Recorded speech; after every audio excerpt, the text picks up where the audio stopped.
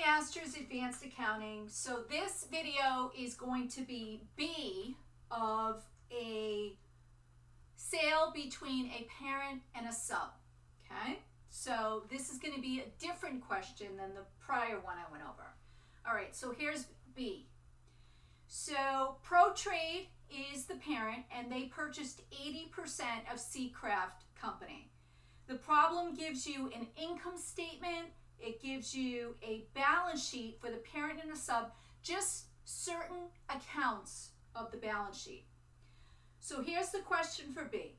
Assume that Seacraft sells inventory to ProTrade at a markup equal to 60% of cost. Okay, so it has a markup. We have to do some more work to figure out that markup.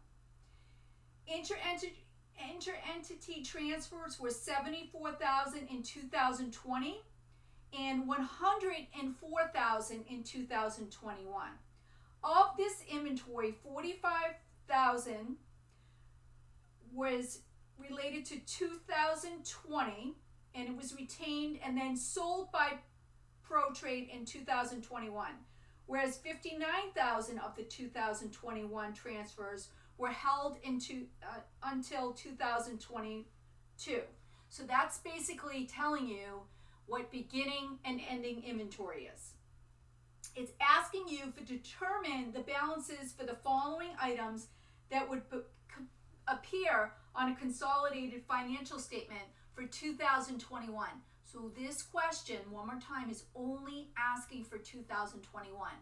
So they gave us some information in 2020 that we don't need in 2021. We'll just ignore that.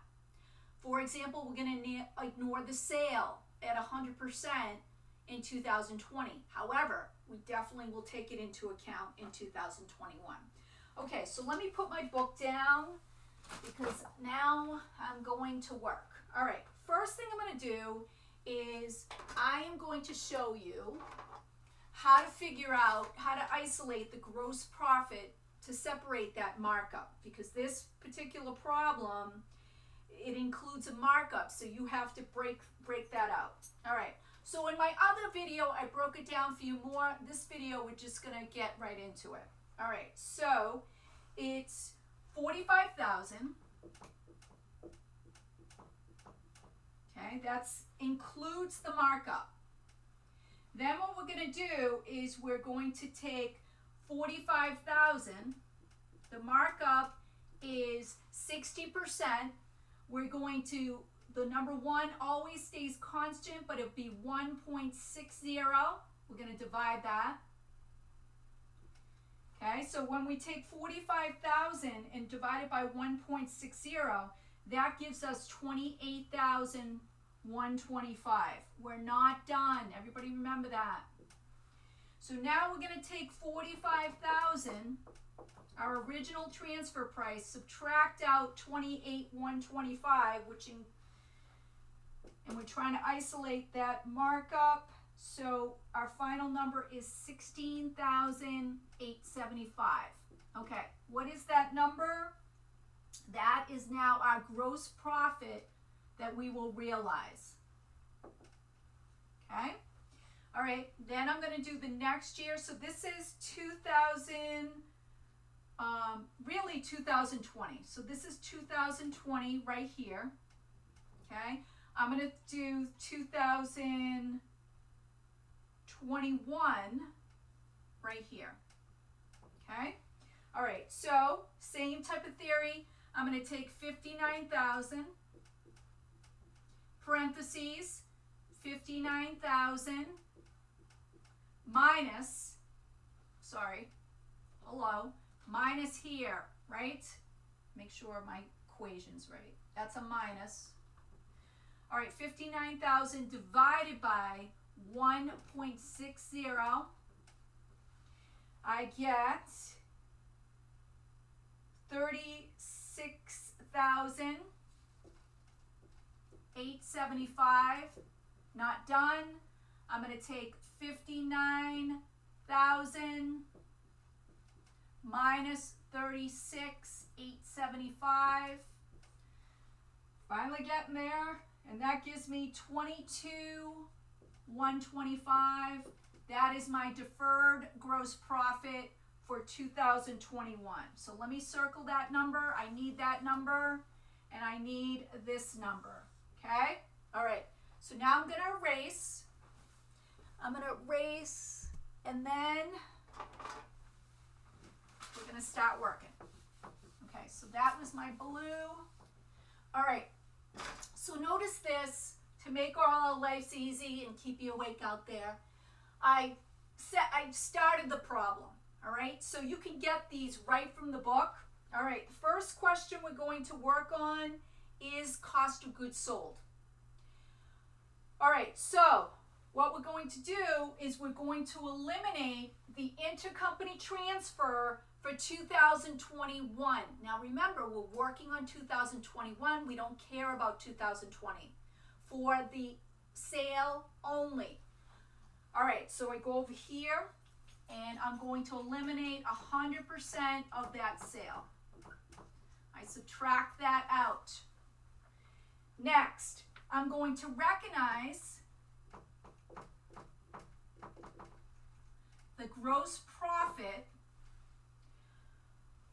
from 2020. Now this is your beginning inventory in 2021, but it's your ending inventory in 2020. So I go over here and I put in $16,875. I'm going to recognize that now. Why? Because it's been sold to outsiders. And then I have my deferral. I'm deferring it until 2022 of my gross profit. Deferral of 2021 gross profit. All right, this is really 2020. Okay. Yeah. Okay. All right, and then 22,125. That's a positive number. Remember, you're going to debit cost of goods sold for this. All right, and you're going to credit inventory. All right, so add this all the way down, and when you do, you're going to get 628,250. So your total for consolidated cost of goods sold is 628,250. Okay, now let's go to inventory. Again, I started it. So Pro Trade, their inventory was 370. C Craft was 144. All right, now I have to take this out. So I am going to subtract from inventory, defer ending inventory, defer ending intra entity gross profit, and that is 22,125. Now you only have to do this for the ending gross profit. We subtract that out. What do we get? We get 491,875. Okay. Now, everybody look at the net income. I started this for you when I show you the answer from the publisher. They don't break it out that much. I broke it out just because it's your first time seeing it. We want to break out the net income for the sub. Okay, this is an upstream sale. So we also have to take into account those effects of realized gross profit and deferred gross profit. Okay? All right, so I'm going to go over here. Now, you won't have to do this when you do this in Connect. You'll start with 154. All right, so you're going to start with 154, and this will be 2020. Your intra-entry entity gross profit. I'm just going to make it easier for myself, all right? I'm not going to list all the items. You'll see that when you work in Connect. 16,875. Then we have our 2021 intra-entity gross profit, and that is $22,125. However, everybody, that will be a negative number. You can't recognize that in net income until you sell it to outsiders. So then we have Seacraft adjusted net income, and that is $148,750. Now I'm going to figure out the non-controlling interest, which is the outside ownership percentage. We're going to take that, we're going to multiply that by 0.20. You know I like decimals, or 20%. I'm running out of room. And my number is $29,750. So your answer to net income is $29,750. Your answer to inventory is $491,875. Your answer to cost of goods sold is $628,250. Again, the reason that we did not have to subtract that inter-entity sale is because the net effect of that is 0 on net income. Why? Well, what do? You debit sales for 104, you credit cost of goods sold for 104. Those are both income statement accounts. The net effect is 0. So you do not need to take that into account when you figure out the net income. All right? So get into Connect, work on that, and make sure you're understanding when it's a markup. That can be challenging if you don't understand how to do the steps. All right, I'll see you soon.